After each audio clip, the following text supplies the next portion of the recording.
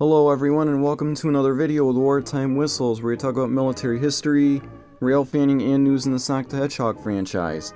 I'm Tyler, your host. In this documentary we're going to be talking about James Jerome Hill. Now, he was a Canadian-American railway director and was the chief executive officer of a family of lines headed by the Great Northern Railway, which served a substantial area of the upper Midwest, the northern Great Plains, and the Pacific Northwest in the United States.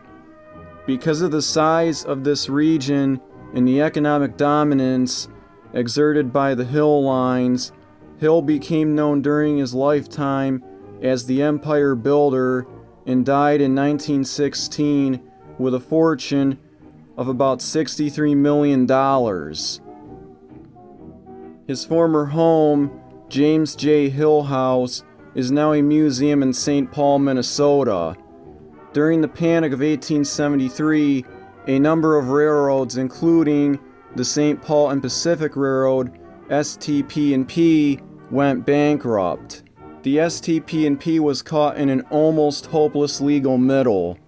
Hill researched the STP&P for 3 years and concluded that it would be possible to turn a profit off the STP&P, provided that the initial capital could be found.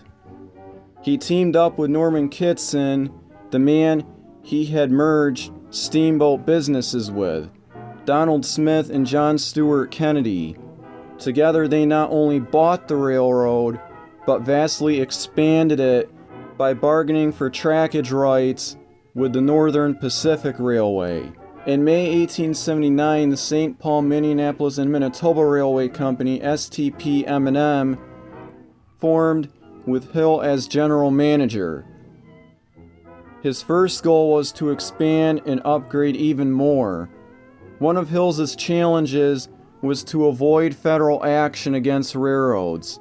If the federal government believed that the railroads were making too much profit, they might see this as an opportunity to force the lowering of the railway tariff rates. Hill avoided this by investing much of the railroad's profit back into the railroad itself and charged those investments by operating expenses. Between 1883 and 1869, Hill built his railroads across Minnesota into Wisconsin and across North Dakota to Montana. When there was not enough industry in the areas Hill was building, Hill bought the industry in, often by buying out a company and placing plants along his railroad lines. By 1889, he decided that his future lay in expanding into a transcontinental railroad.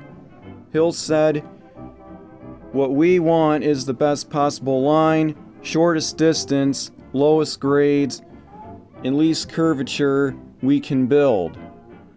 We do not care enough for Rocky Mountain scenery to spend a large sum of money developing it."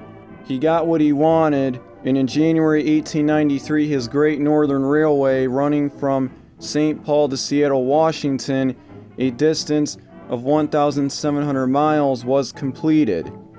The Great Northern was the first transcontinental built without public money and just a few land grants, and one of the few transcontinental railroads not to go bankrupt. In 1970, the Great Northern Railway merged with 3 other railroads to form the Burlington Northern Railroad, which merged in 1996 with the Atchison, Topeka, and Santa Fe Railway, also commonly known as the Santa Fe Railway, to form the Burlington Northern Santa Fe, commonly called BNSF Railway or BNSF. Thanks for watching. Please like, subscribe, and turn on that notifications bell. And please follow me on X at TailsAmyHQ. See you in the next one.